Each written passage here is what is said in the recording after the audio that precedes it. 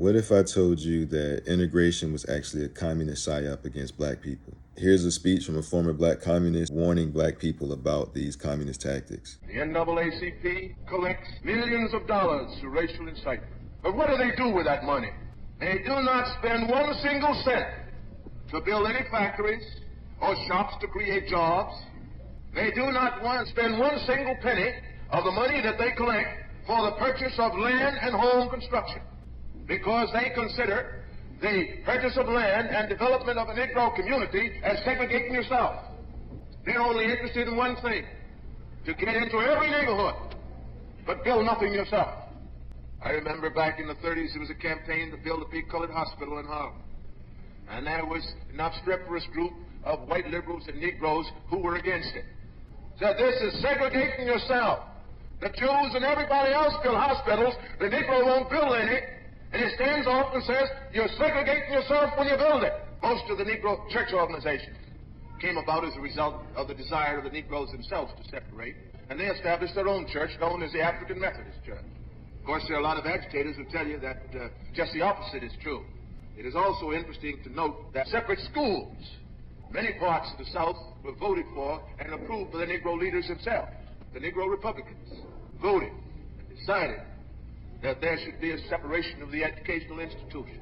As a result of it, 131,000 Negro teachers man those educational institutions, who said that 130,000 Negroes were so inferior that they are incapable of teaching their own children. That type of propaganda is the brainchild of the communists. They don't want any more Negro business, and that Negro business which exists, they say that that should be integrated. Well, if it's integrated, what has he got? He wants to lose everything. One writer in a newspaper said they ought to close down all Negro colleges. They don't want Negro colleges anymore.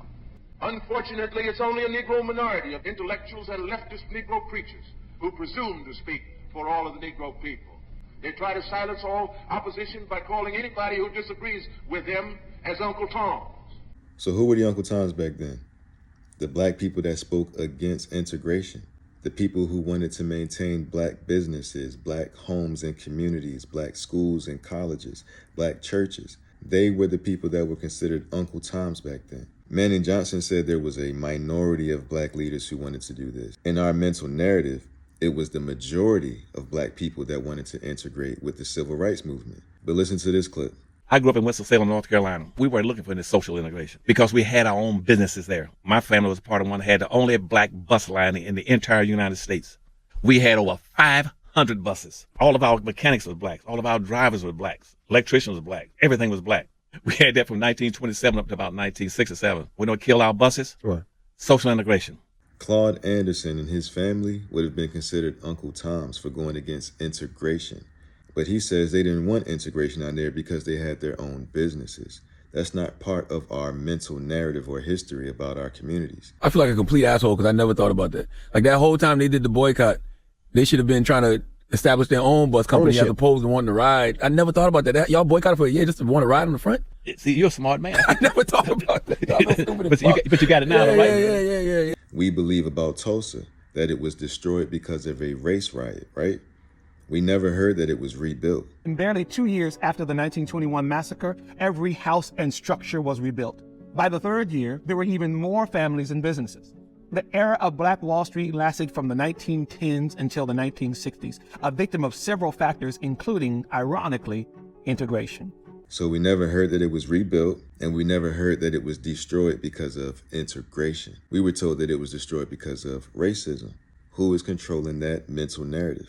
Why isn't our mental narrative about integration that it destroyed everything that we own? Why isn't our mental narrative about communists is that they used us to self-sabotage? That means more than likely they are the ones in charge of our mental narrative. If you study the structure of the Negro community, economically, politically, civically, psychologically, and otherwise, it's controlled by the white liberal. When we look back at our history, are we seeing it through a liberal lens? Is that why we aren't able to actually pin the tail on the culprit?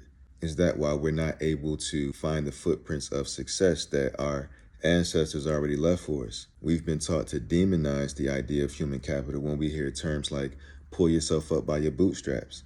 an ideology that's in line with Booker T. Washington, what we heard in that video with Manning Johnson, Claude Anderson, as well as Malcolm X. If the black man has $20 billion, and these so-called Negro leaders are such geniuses that they can integrate white restaurants and integrate white factories and force themselves into that which the white man has set up, they should use this same ingenuity to show the black people how to pool our wealth and set up something of our own. That's pull yourself up by your bootstraps. The opposite is political capital, which is what a guy like W.E.B. Du Bois fought for, who in history is set against Booker T. Washington. It's two different narratives, two different mindsets. And if you pick one side with W.E.B., you have to demonize people like Booker T. So those who are pro-civil rights don't even recognize that they're pro-self-sabotage. And anyone who fights against that narrative is called a Uncle Tom. I know how contrary to our popular opinions that this stuff is, so I don't expect you to agree with me.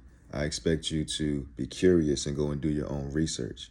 You can leave whatever you like to say in the comments. All opinions are welcome. I appreciate your time and attention because you can't get it back. And I'll see you in the next one. Peace.